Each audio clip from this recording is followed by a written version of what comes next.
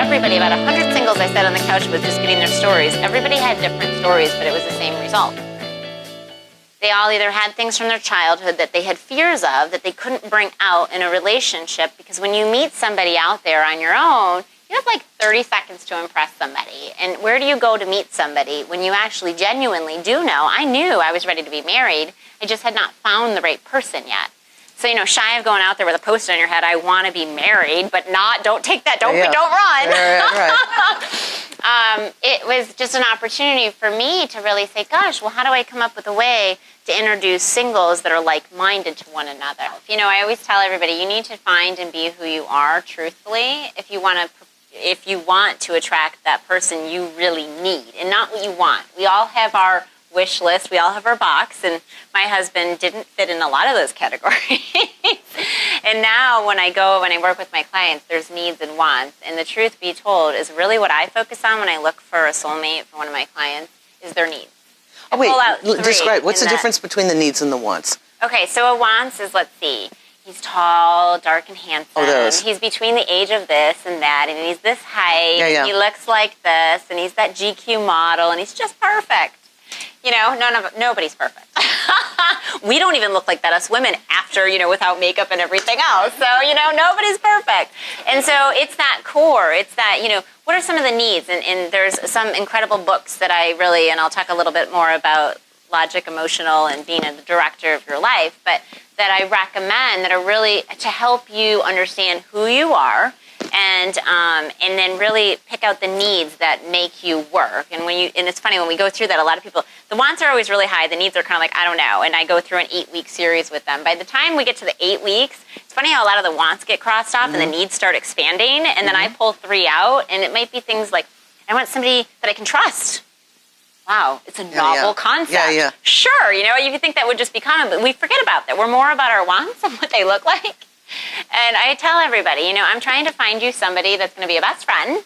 We all are going to leave this world the way that we came out, I hope not bald, but possibly, whatever it is, but we are going to age. It's just a process. And so, what we look like today, I would rather be sitting on the rocking chair, I hope I live a long life, with my best friend, than just somebody that I chose because they had all of these looks that eventually will fade. So always be your best you. And it's not easy. It's not. Definitely, there's moments. But having and I'll talk a little bit more about being the director of your life, emotional and logical, is I often find myself now that I've opened up that vault and I feel and I have emotions, I struggle with that sometimes because I want to put that out so people know I'm real, but it's my quick habit to put that shield up and not express that and just make everything okay. But so then when it comes to challenges or disagreements that we have with maybe a spouse, maybe we're single, our friends, our family, whatever it is it's a relationship skill that I teach with everybody that works on whatever relationship phase or journey you're on, and that is being the director of your own life. When you sit in that director's chair, you see the entire scene. When you are thinking emotional or logical, when you're thinking emotional, you are in the scene. And so there's moments where I'm like, gosh, why are things not working out? Or what decision do I make? And I'm feeling an emotion. I often have to take myself out, sit in the director's chair, and really think logical and think about what it is I'm trying to actually say. Not only just being a coach, but I work with so many singles, dating, engaged, and married couples, is that when you perfect that relationship skill to a level that you can take on in everything that you do, in your work, in your career, because if you think about it, when your relationships aren't good, it affects everything you do. It affects your relationship with your pet. It affects your relationship with your children, your grandchildren, just your spouse, your friends. And we just can't be the person that we really want to be. And so there's that time that I also talk about the 5-hour rule. It's your entitlement when you're angry about something to check yourself out for 5 hours. And you are entitled to be mad.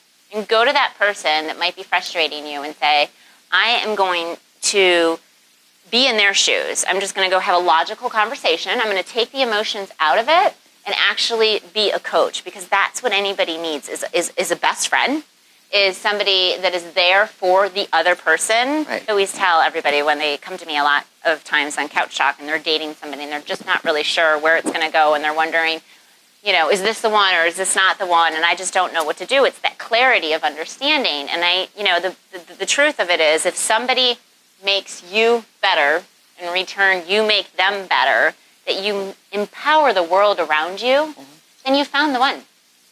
And it's just that simple.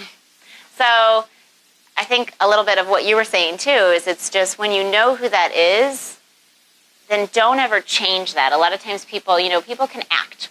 Yeah. Couch Talk is designed to do between month 3 and 6. And that's truth be told is because about 3 or 4 or 5 months of a relationship, we all can put on the facade. We can all look this certain way.